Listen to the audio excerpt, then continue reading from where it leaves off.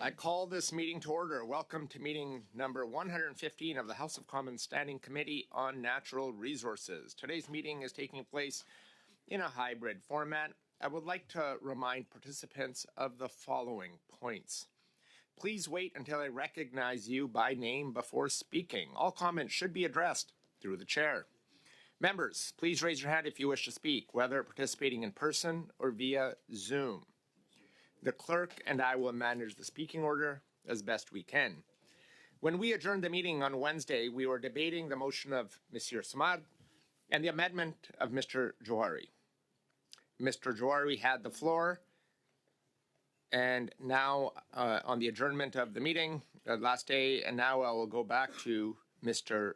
Johari, and if you would like to speak on the amendment, please raise your hand and I will put you on the speaking list. Mr. Johari, the floor is yours. Oh, we got a point of order. Mr. Dreeshen on a point of order. At the end of last meeting, I had asked if we could have a definition as of the consequences and so on of Standing Order 109, time frame and so on and so forth.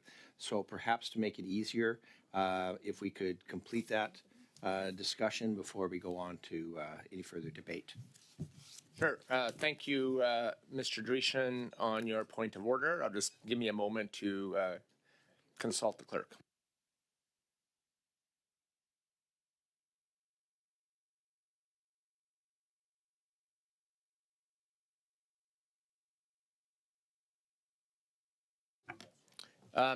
The clerk will proceed on reading out the standing order as asked. Mr. Dreeshen, go ahead, Mr. Clerk.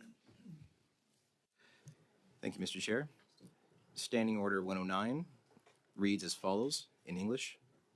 Within 120 days of the presentation of a report from a standing or special committee, the government shall, upon the request of the committee, table a comprehensive response thereto, and when such a response has been requested, no motion for the concurrence in the report may be proposed until the comprehensive response has been tabled or the expiration of the said period of 120 days.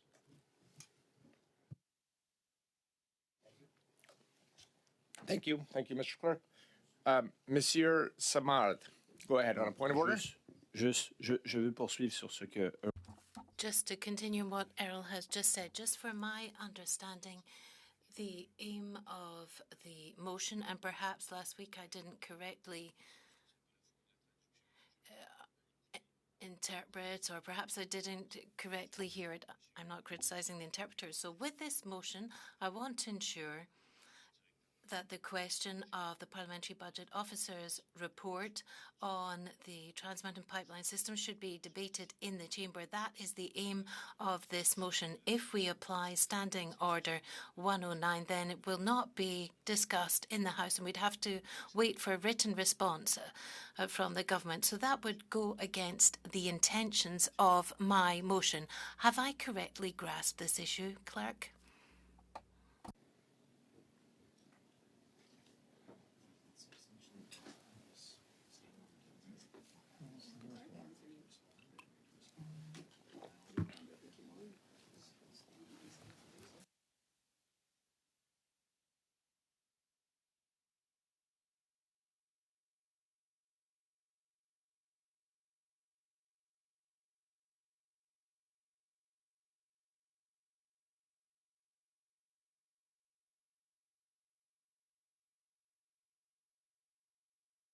Chair, maybe for full transparency with the entire committee, and because the member asked the clerk to clarify, the clerk could just clarify to all of us collectively. Thank you, Ms. Stubbs. I wanted to just understand where the clerk was coming from, and I was going to ask the clerk to provide that clarification. Mr. Clerk, are you able to provide? He's the expert. I'm sure that he can. Je vais répondre en français, Monsieur Simard. I will answer in French, Mr. Simard. Yes, there's two elements here. If we request a government response based on Standing Order 109, then that would force the government to provide a response, but it gives them 120 days to do it. So during these 120 days, there would there would be no concurrence motion that would be possible unless the response is actually submitted or until the expiry of the 120 days. So during this period, it wouldn't be possible to put forward a motion of concurrence in the House. Okay, hopefully that answers and clarifies any questions or concerns members had. Mr. Jawari, the floor is yours. Thank you, Mr. Chair, and good morning, everyone. And it's great that we started the conversation with some clarification because that kind of helped ground the intervention I'm about to make. So we started, the way I understood it, we started this this study of TMX back in I think September or late October with a focus around accountability. A report had come out, a project that was initially estimated around $7.5 billion went to $34 billion, and we wanted to understand why and how. I'm not going to go down. There's a lot of witnesses, etc. I'm hoping report will highlight some of those as well. So why did we all agree unanimously on the report? Because we were focusing on accountability. And the way we traditionally go about this is we look at the study, we agree on it, we come up with a list of witnesses, we send those lists of witnesses, they come in, they provide the testimony, we ask questions, a report was put together. I'm not going to go through iteration of version 1, 2, 3. A set of recommendation is gone, and we send it to the government. We table it in the House, and we ask for a response from the government. Okay, this is traditionally what we've gone and we've done. So one method of really looking at accountability is the work that we do in the committee. Another method is what we do in the House with debates. Mainly we debate, bills and legislations, but in the House, topics like this could be debated as part of an opposition day motion or as part of a late show or as part of a concurrence. So given the fact that the House is in a gridlock and we don't have a dancing partner who cares about Canadians, therefore opportunity to be able to debate it as a opposition motion for block at this point doesn't present itself. I understand that. So then what are the other alternatives? The other alternative is a late show, but late show is only about 5 or 10 minutes. It's not really going to give Mr. Simard the opportunity that he wants. Alternatively, right now, we can run a concurrence. And a concurrence could be run. Concurrence is about 3 hours. You sit down and you debate. And this is really the objective. Now, so from an accountability, those were the paths that we could go to. The committee report, based on what Mr. Simard has suggested, we are saying we're going to bypass that for now. And I'll come back to that. So when we go to the House, the only option that Bloc sees is right now running a concurrence. Okay, so I understand the process, and I understand the reason that we want to do this. So what are we losing? Okay, so by actually agreeing to the original motion that MP Simard brought, what we are doing is, in my opinion, we are moving away from an accountability into a political. So where we had an accountability agenda, now we are moving into a political agenda. And this is where I have a fundamental issue with. And the fundamental issue is we are bypassing a process which is just Charles, I think. C'est pas une question de règlement, je veux juste... It's not a point of order. I just want to respond afterwards, and I was just pointing that out to George, that I want to respond afterwards. It's not a point of order. I was just showing you that I wanted to respond after we've heard from Mr. Jawari. Got it. No worries. So I look at it and I say, the whole TMX, the purpose of TMX study was to do the accountability. I talked about the process. I'm not going to go talking to, but what we are about to suggest is that completely bypass that process.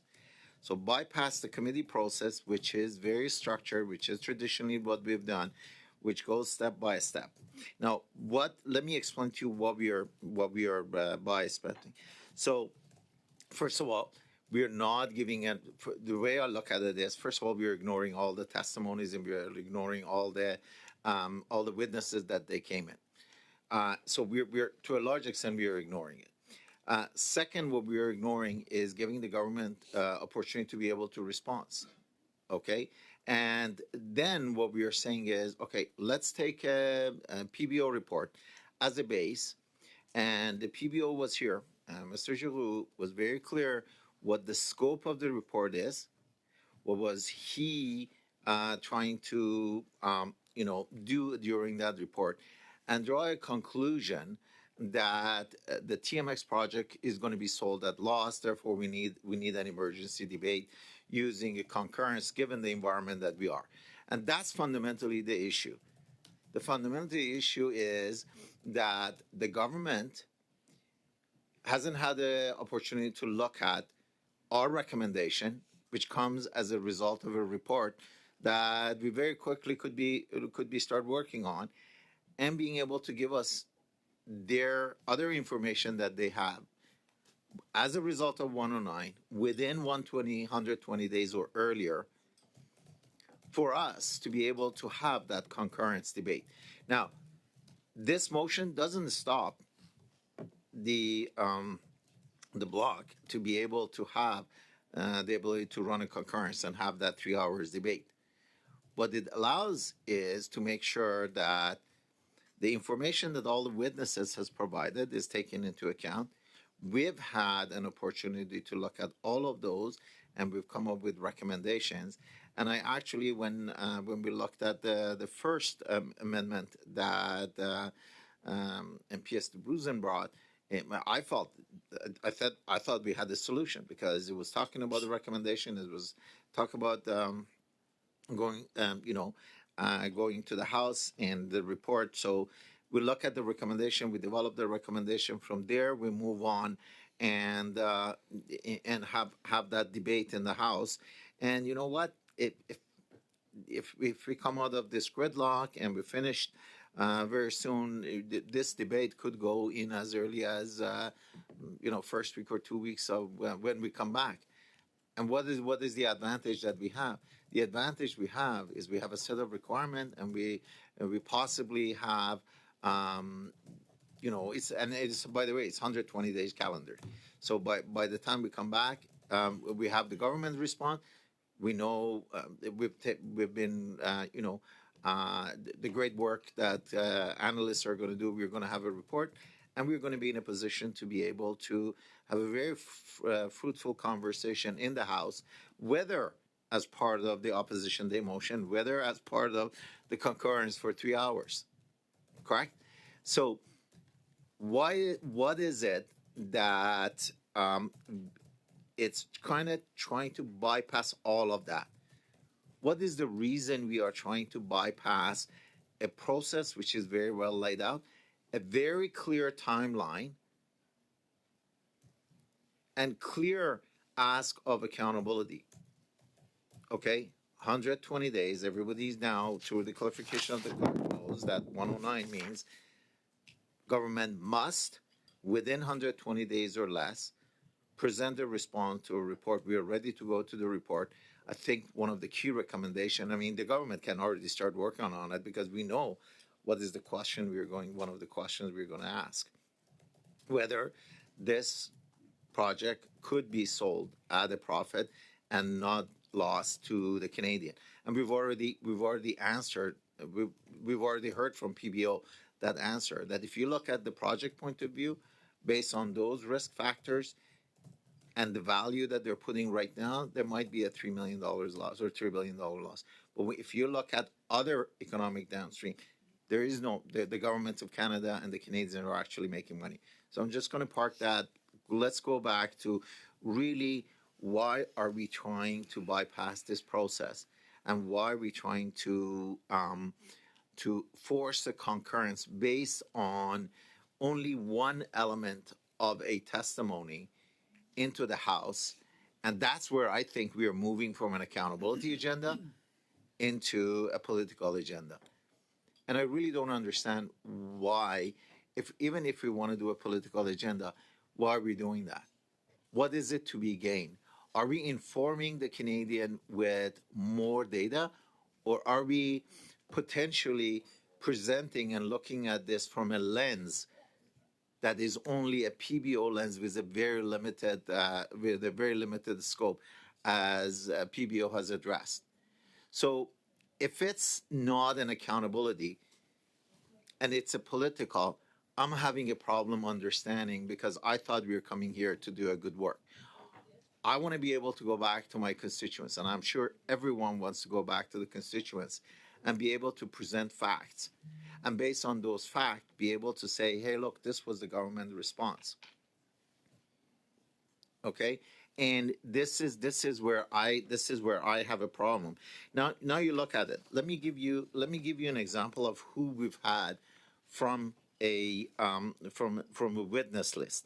So we've had the Department of Finance, Department of Natural Resources, the Business Council of Alberta was here as far as group of people who were going to provide testimony to us. And I misplaced my sheet. Just give me 30 seconds. Yes, so we had also Calgary Chamber of Commerce. We had Canada Building Trade Union. We had IUOU Pipeline Contractors Association of Canada, which I found their testimony around jobs and early involvement. A lot of lesson learned in there. We had Trans Mountain Corporation, which they specifically talked about, being a smart seller and making sure that they did a lot of lesson learned.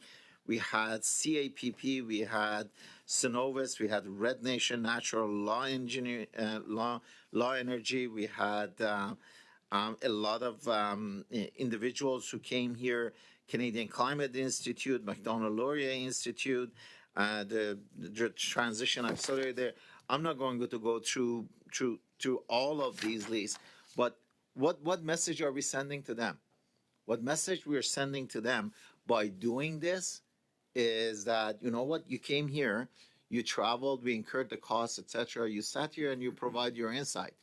And as a result of those insights, we wanted to make sure not only we get a lesson learned, but we understand how can we digest that $34 billion, and where are the opportunities for learn, and whatever message we're sending to them. Okay, you know what? Yeah, from an accountability point of view, right now is our focus is on a political agenda, which I still don't understand. And hopefully, Monsieur Simard or some of the other colleagues, when I yield the floor, would be able to explain to me and to the Canadian what is wrong with the process that we have, and if it's a concurrence, if it's a 30 minutes debate, why not have all the facts? Why not have all the facts to get up in the House and say, hold the report, and I'm not trying to do a prompt, but to hold the report in response from the government and say, hey, look, you know what? This response is good or this response is not acceptable. But we are not even giving the government a chance to be able to respond. So when you look at that, what else we're doing by actually bypassing the process that we have? So we are bypassing witnesses, okay, and we're also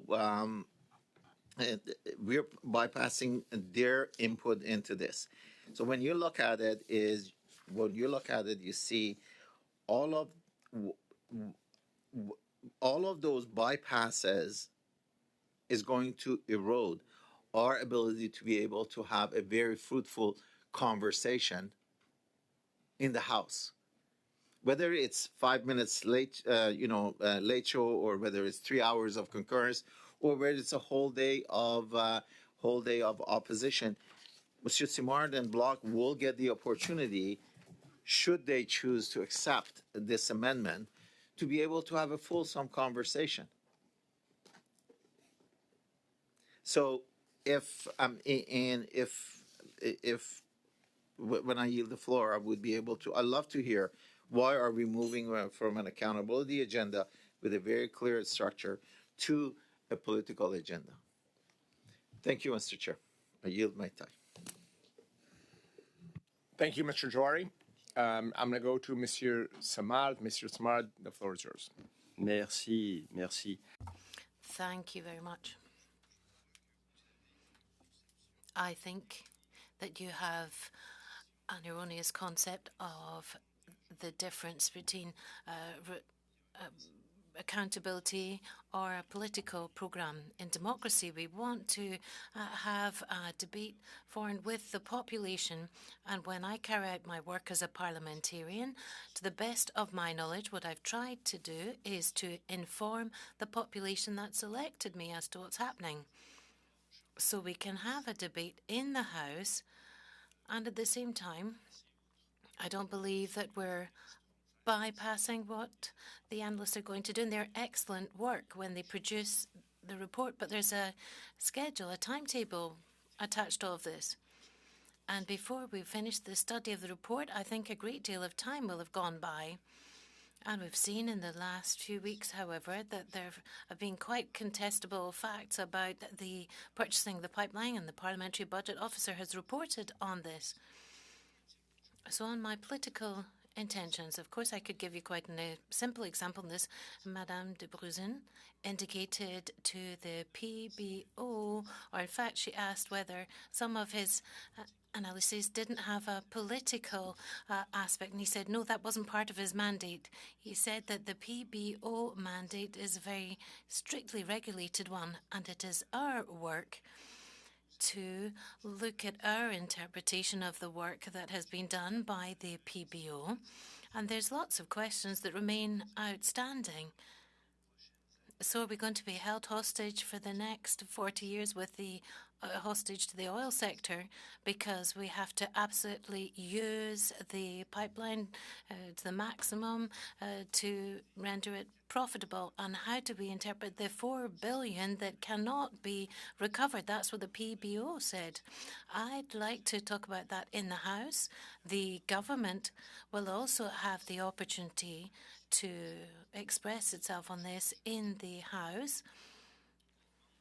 So I'd like to better understand your interpretation of taking a political view on this. I don't think that's a bad thing. We're not ill-intentioned because we're pursuing politics, but when we pursue politics, to the best of our knowledge, is to try and bring out elements that we believe to be problematic, where, for example, we see there have been failings on the part of the government, and pursuing politics means that we're showing that it's rather incongruous to buy a pipeline at the same time as we're saying that we want to reduce our greenhouse gas emissions. For me, I think it really is contradictory and incongruous, and pursuing politics is showing also our population that's inconsistent to say that we're going to use the profits of a pipeline to invest in green energy when these profits don't actually exist.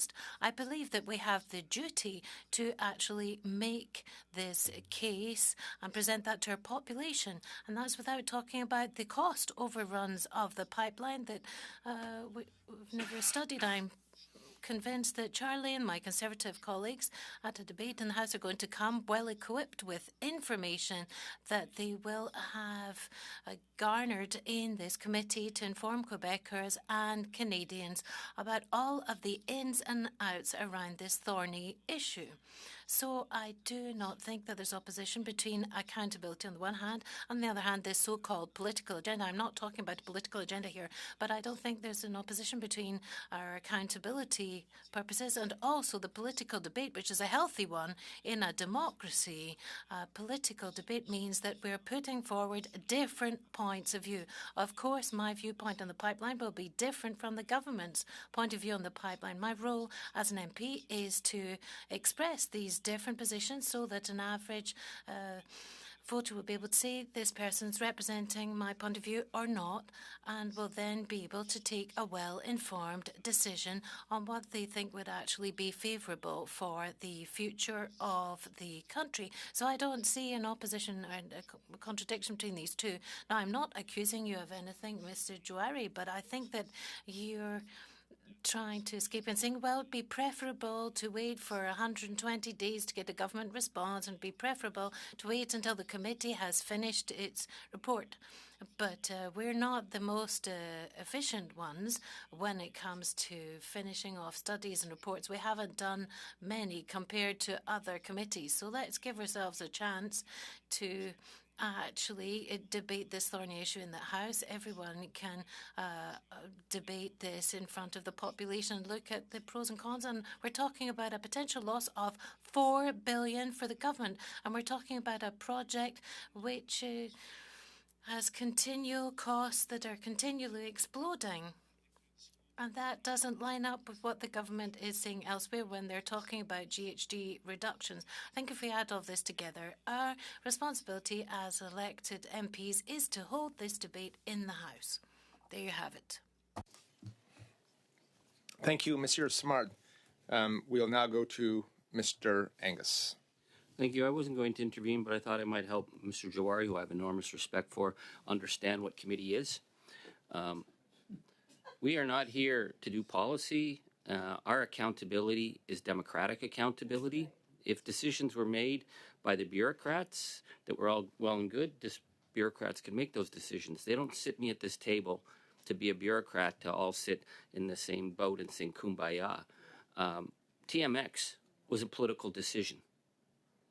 It was a wrong political decision. It has to be analyzed through the frame of a political decision that has had an enormous impact on Canada and will continue to have an enormous impact long after this government is a footnote in history. This is why we are here, is to bring the hard questions to government. And each of us, I agree, we have to follow within a process and a respect for the rules. That's the only way democracy can work.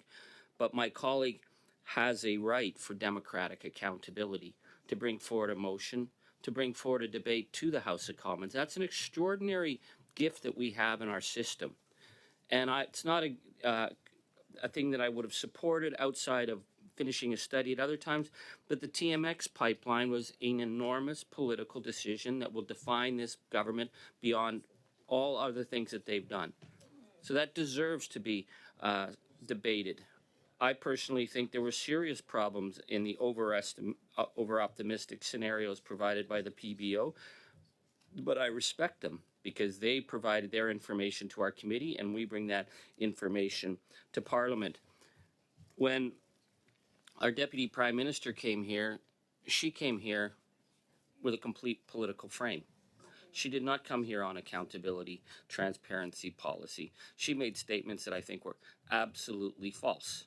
Now, I'm a gentleman. I'm not going to accuse her of coming in here and lying to us and gaslighting us. But when she denied the fact, as the Deputy Prime Minister, the person in charge of how this is going to get paid out, that the toll rates being given to the big shippers is less than half the cost. Well, I'm sorry, that is either she didn't know or it was a lie. The public needs to know that right now, we are subsidizing more than 50% of the tolls going down TMX. That's worth bringing to the House in its own right. She claimed that she would get not just the money back for the present value, but all the money plus more. I thought that was an extraordinary statement to make. That was a completely political statement because it contradicted every single thing we've heard from all witnesses. So that does need to be debated. So I think when we have this report, I'm looking forward to getting through this debate, and hopefully we're not going to be filibustered for days. I think we forward it to Parliament. It can't be debated until we get a response. So I don't think my colleagues have anything to worry about that this is going to gum up the already super gummed up Parliament. This is something that is we're sending a message that there are concerns. It'll be dealt with down the road. Parliament will continue to be as dysfunctional as it is on any given day, regardless of whether Mr. Simard adds to the dysfunction or not. He's not adding to dysfunction. He's doing his job as a parliamentarian. We will finish our report, which will allow each of the parties to provide differing bits of viewpoints and take from the evidence our points of view. So the government will have their point of view, and they will defend that this was the greatest decision ever made. New Democrats obviously think it's highly problematic for Canada's international climate commitments, for creating a massive carbon bomb, for making a ridicule of our promise of an emissions cap if we're doing massive increases, but that's the New Democratic point of view. We accept that I'm the only New Democrat at the table. I don't have to have all my colleagues agree with me, but I'll have the right when the report's done to do a minority report, which I fully intend to. So I think this motion's straightforward. It's not going to gum up the works of Parliament. It is the respect of our parliamentarians. If we didn't like Mr. Simard's motion, I'd vote against it. That's my right as a parliamentarian. That's accountability. So when we talk about accountability and process, this is what we're doing here. We get to vote on a motion. There are motions I like, motions I don't like, motions that should be amended, motions that should be completely thrown out. But I think Mr. Simard has come up with a reasonable motion, reflecting a reasonable concern, and it is in no way disrespectful to the work of our committee, so I'm ready to vote. Thank you, Mr. Angus. I'll now go to Mr. Schifke. Thank you very much, Chair, and I appreciate the discussion that we've jumped into about this study. I appreciate from multiple angles, obviously, like all of us in this room as a member of Parliament, the value that comes with the studies that we do and the reports that we produce that we're able to then share with our constituents if they reach out and have questions about various issues. The other hat that I wear is obviously, as you, Mr. Chair, I chair another committee. So I also understand the value from that perspective. And look, I'll start off by saying this. If you look at my own background, somebody who was in the environmental field for 10 years before coming into politics, many careers before that, which we won't get to, Mr. Chair. But 10 years before getting into politics, I was in the climate field. I did my graduate studies in renewable resource sciences at McGill University. So for me, building an economy that both provides economic opportunities while also ensuring that we're leaving a positive, lasting legacy for future generations is extremely important, highlighted by the fact that I have 2 children now, and I think about their futures. So this study, for me, was incredibly important.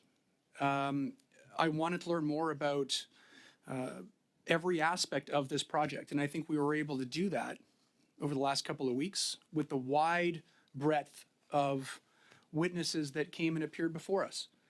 I appreciated my colleague Mr. Johari's remarks, focused a lot on the economic components of this project and what we learned about the costs incurred by the government, what the projections are moving forward, and how Canadians are going to get that money back. And above and beyond that, the secondary effects, positive effects for the province of Alberta, the province of British Columbia, the workers that were involved in this.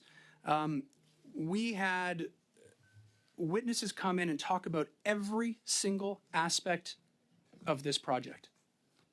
And I don't know if this has been done before in this committee. I'm relatively new to this committee, sat on public security prior to this. But as far as I know, this is the most in-depth analysis of this project done by any committee in the House. And I appreciated it. I had questions. Once I found out that we were doing this, I reached out to my constituents, asked them if they had questions they wanted me to ask the witnesses that appeared. And I was able to ask those questions to the ministers themselves. I was able to ask those questions to the multitude of environmental organizations that came in. I was able to ask questions about things that mattered most to them, and I very much appreciated that. And I got the responses that I was looking for, and I can be fair to say, I think we can all say this, each and every one of us learned something new about this project as a whole. And I learned a great deal, and I appreciated sharing that with my constituents, Mr. Chair. One of the things that I have taken great pride in, and if I'm being honest, has facilitated my work as a member of Parliament, has been able to use the work that is done in committee, particularly those reports, when responding to questions put forward by my constituents. We're doing great work in the Transport Committee. We just finished a study on high-speed rail in Canada, which a lot of people in my community have asked me questions about. I'm able to now respond by saying, you know what, we did a study on this. Here's the study. Here's a synopsis of the study. You don't have to look through 100 hours of debate in the House of Commons on this. We just did a study and brought in ministers and brought in experts from across the field. Here's everything you need to know, compiled down into a document that you can read over lunch. Right? We did the same thing for a study on accessibility, which was an incredible study about whether or not our transport sector in Canada is accessible to those with physical disabilities in Canada. So when I have people reach out to me and say, what's going on? What is happening? Is there any work being done to make my life easier? I'm able to take that report and say, you know what? We did a study on this. Gives you a great idea of where we are, what's been done, and what we're recommending to the government that we do moving forward. In this particular case, we spent dozens of hours studying this particular project, very important project for Canada. And Mr. Clerk, I don't know if you had the opportunity to give a ballpark figure, but most studies cost in the tens of thousands of dollars when you take into consideration inviting the witnesses in, the time that we spend here, the salaries of the incredible staff and the interpreters that are working for us here. We put a lot of effort into this, both from a time perspective, but also from a monetary perspective. And we have a vast array of information now that we can compile into a report that doesn't just talk about the finances of it, talks about what's been done to help protect the environment, what was done during the production and the construction of this project to help workers across the country. We had unions come in and talk about the benefits of the work that was done and how they were proud to have built this project that, for all intents and purposes, was one of the most difficult projects to construct, and that's using their words. So what I would like to see is take the fruits of our labor and all of that information that we've compiled on a wide array of issues surrounding this project and turn it into a report that every single one of us can share with anybody who's interested in learning more about this project. And to say that, well, we'll be discussing this in the House, with all due respect, I don't know many of my constituents that if they have a question for me, I respond to them and say, you know what you should do? Here's the 120 hours of debate in the House of Commons. Please read that. It'll give you a good idea of where we are and more about this project. We have an opportunity here to do both. We can do this study and have this great report that will give everybody a pretty good synopsis. We have a point of order from Mr. Patzer. Go ahead, Mr. Patzer. Just to clarify the record, a concurrence debate's only 3 hours, not 120. Okay, that's not a point of order, Mr. J'aurais un Patzer. point d'ordre aussi. Okay. I also have a point of order. You're smart on a point of order. Mr. Smart, go ahead on a point of order. Petite clarification. Just a small clarification so that everyone's on the same page. The clerk could perhaps indicate to us that if we have a debate in the House, that doesn't prevent there actually being a report produced by the committee. The report, of course, can be presented to your people in your circumscription. One doesn't prevent the other. You can put on a belt and also breeches if you want. Belt and braces.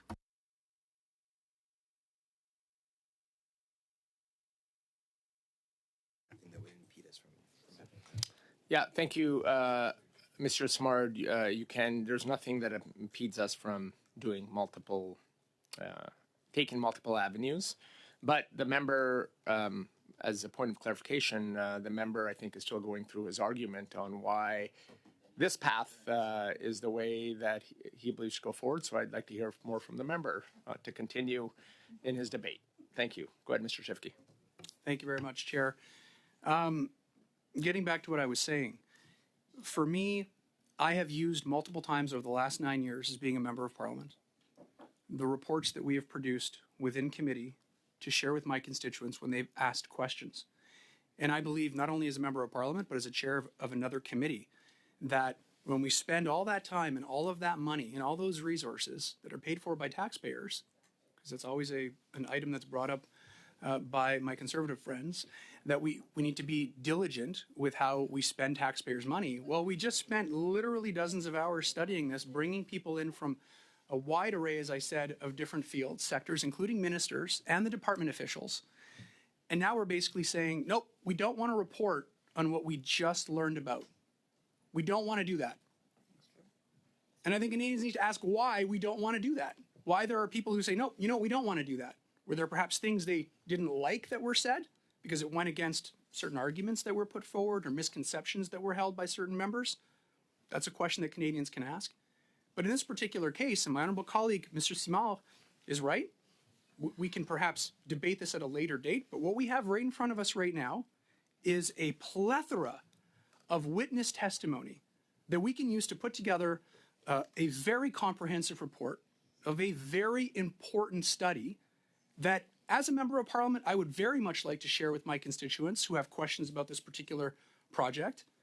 And as a chair of another committee, I would very much like us to see this through to fruition and provide something to the government with recommendations, ideas, comments, etc., and then get that information back, that response from the government back.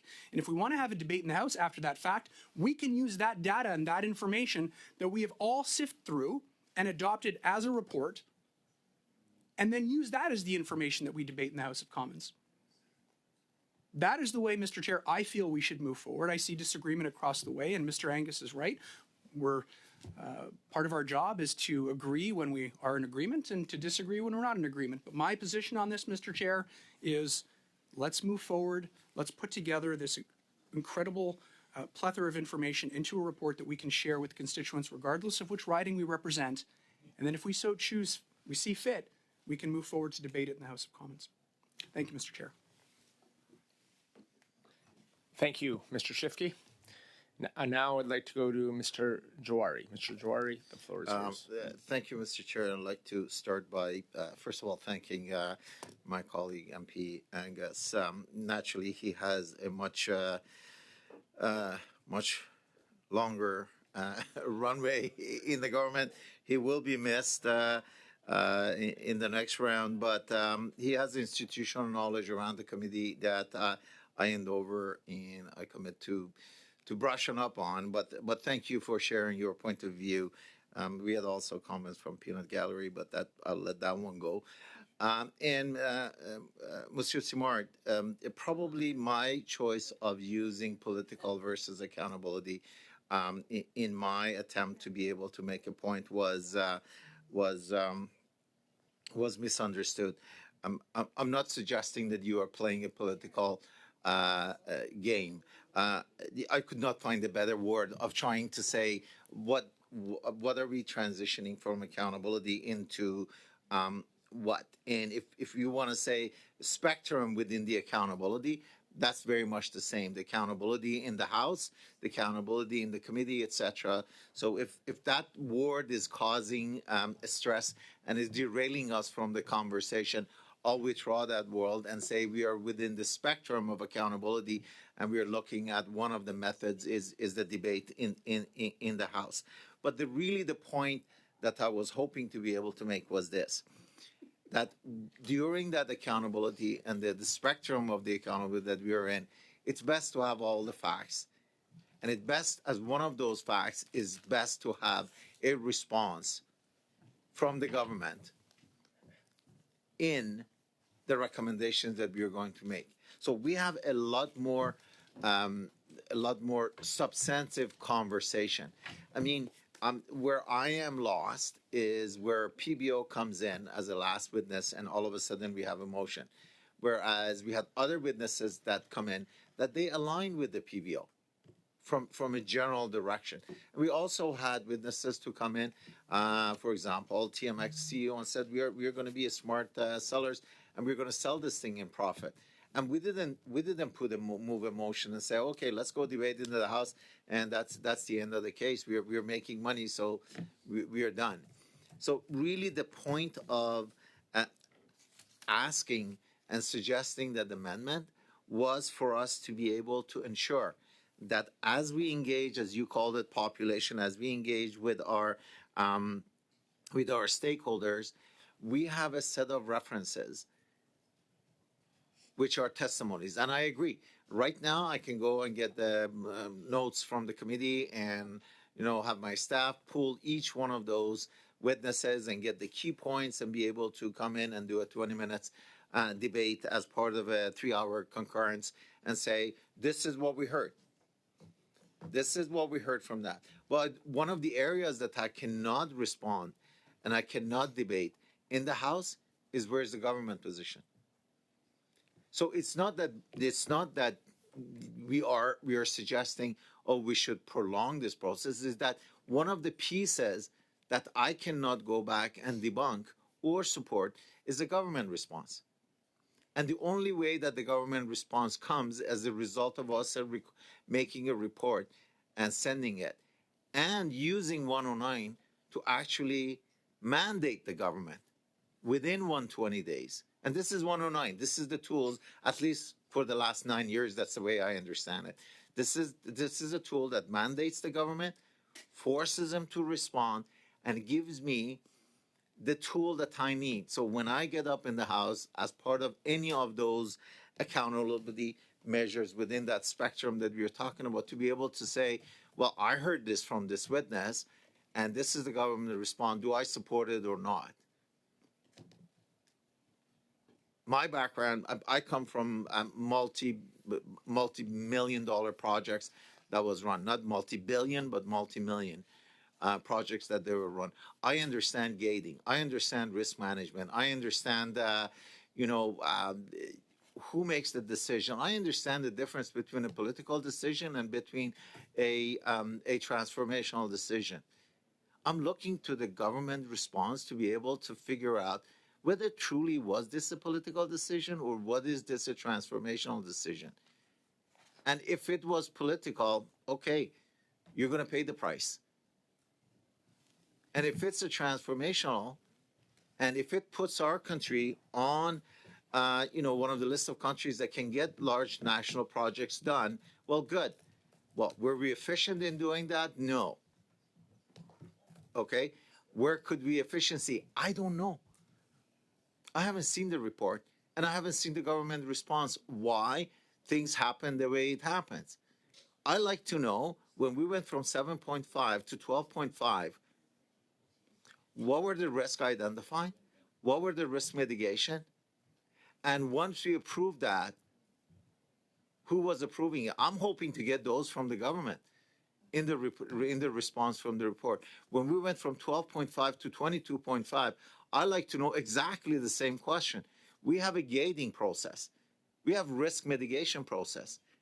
And these are Canadian people's money. So I like to get those. I don't feel comfortable going into a 3-hour debate, having the pieces of information that we have without a response. Because I can say PBO said, yep, you're going to lose 3 million, potentially 4 million. On the other respect, I can say, well, PBO did a sensitivity analysis, and within 2.5% up and down on each one of those, such as the interest rate, such as the rate, as well as the utilization, we could potentially be making $4.5 billion, even excluding all the other benefits. So I can have that argument, but how's that going to help us? What's going to help us is a response from the government to say, how did we go from $7.5 billion to $34.4 billion? That's number one. And based on all of these we've heard. And the other thing is, the response from the government is, what factors are you using to be able to ensure that Canadians are not going to lose those money? I don't have those answers. So we want to go to the Canadians during a 3-hour concurrence debate, whenever it happens, however it happens. There are pieces of data that's missing. And the only way I can get that piece of data, the way I understand current procedures, and is through the... Mr. Jawari, we have a point of order from Mr. Angus. Mr. Angus on a point of order. Yes, my understanding, is this meeting in public? Yes, it is. Okay. I'm concerned that we're going to be forcing the Canadian people to listen to a 3-hour filibuster on TMX as opposed to just getting this moved so we can get to other very important matters. We are now 10 minutes left. Will we be continue with the filibuster and then move on to Wednesday? Because a 3-hour debate on something that should just be moved is a waste of our time. Mr. Angus, not a point of order. No, it's not. It's more commentary, but we are on, just to clarify where we're at, we had a motion on the floor. We are on the amendment of Mr. Jawari, and that's where we're currently at. And I think, and there are, just for colleagues, a number of people shown the speaking order after Mr. Jawari as well. So once we exhaust the speaking order, maybe we can get to vote on the amendment, but we'll see. And if not, I'll have some comments prior to ending today's meeting. But go ahead, Mr. Jawari. I'm going to start with a point of order. With all due respect for MP Angus, it is very much interesting that when he was point of order? Responding, Mr. Jawari, I was quietly listening. Mr. Jawari, we have a point of order. Oh, But he sorry. has one too. He can't point of order. I don't think he's going to. Okay, sorry. So we're He going to has go the to you, floor. Mr. Angus, on a point He of has order. the floor, wait Chair. I until I think it's respond. perfectly fair for him to use his time attacking me. He can do that. He has the floor. I don't think he gets a point of order on top of it to attack me and then gets to. He should just take the floor and continue whatever Well, he's going I'd like do. to take the floor then. Okay, so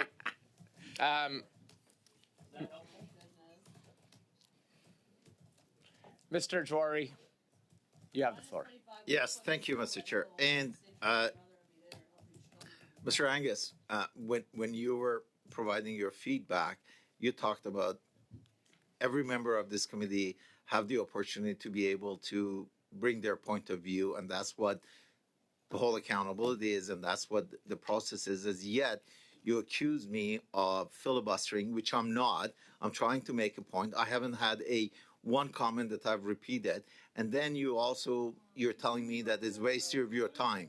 So I don't think it's a waste of time, because I can use the same concept of saying this is a waste of time by us Point of debating. order.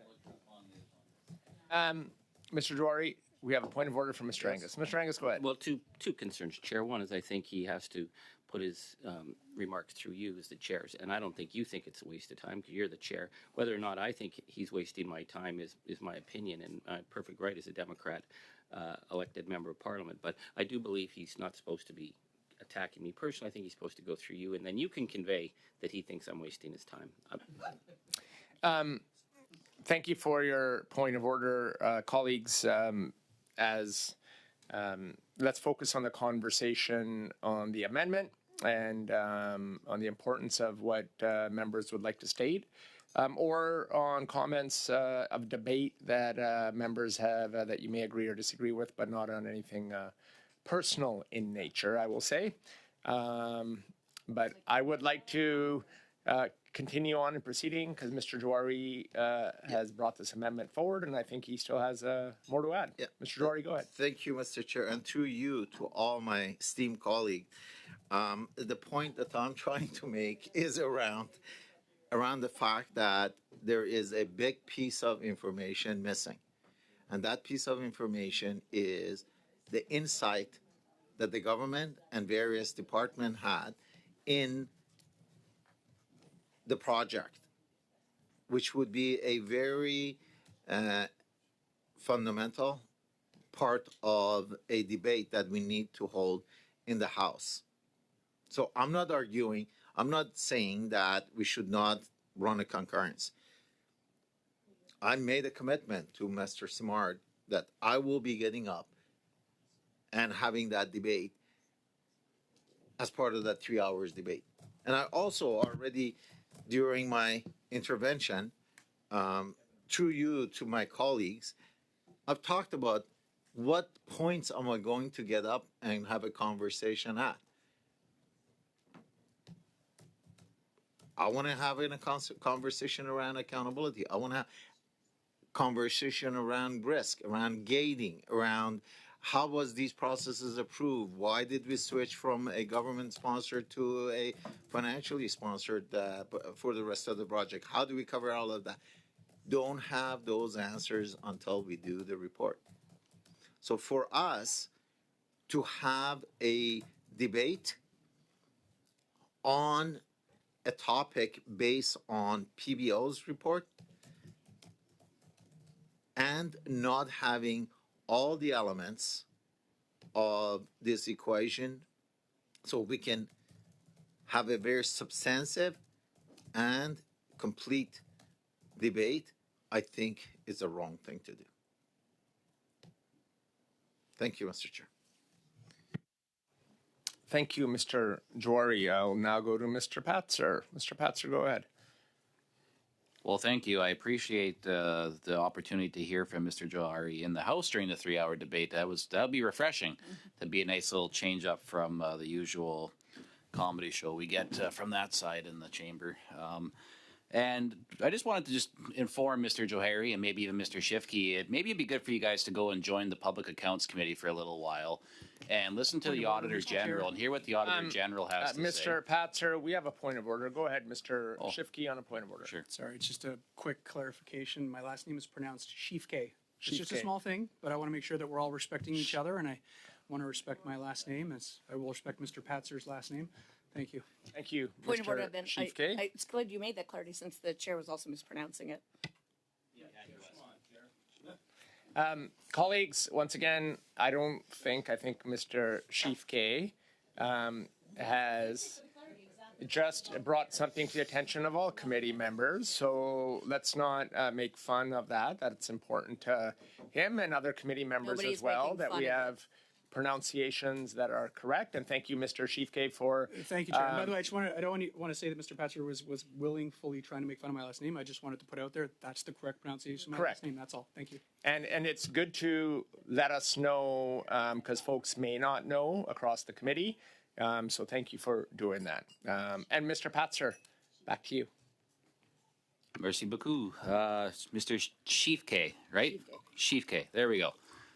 There, I learned something today.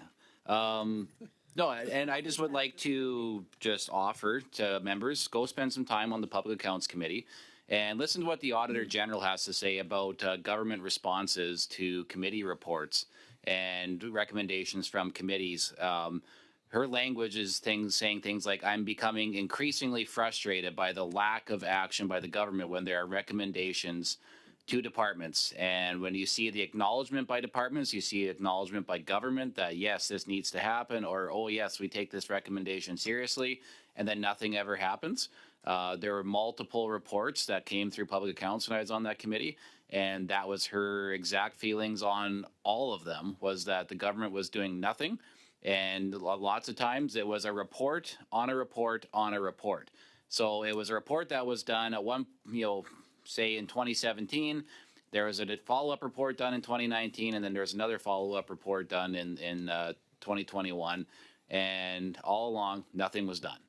That is the record of this government when it comes to reports from committee, and I think that is why members, at least on this side of the table, I won't speak for the other two parties, but I would think that they would agree with me to a certain extent that that's part of the reason why they don't want to just simply have another report stashed on the shelf for the government to completely ignore, and why we would like to have a concurrence debate in the House of Commons so we can further bring awareness to the issues at hand for Canadians. We have different perspectives on the how and the why that the purchase of Trans Mountain was a bad idea by this government, but nevertheless, there is a debate that should be had in the House of Commons on this, and that is something that we will endeavor to. Yes, Mr. Jawari, on a point of order. Yeah, thank you, Mr. Chair. To you, to Mr. Patzer, I think we are all the 338 members of this House are all in public accounts because we are trying to make sure that we are holding the government accountable. So this is exactly the point that I was trying to make, that without a response... Mr. Jawari, on a point of order, because I have you on a point of order.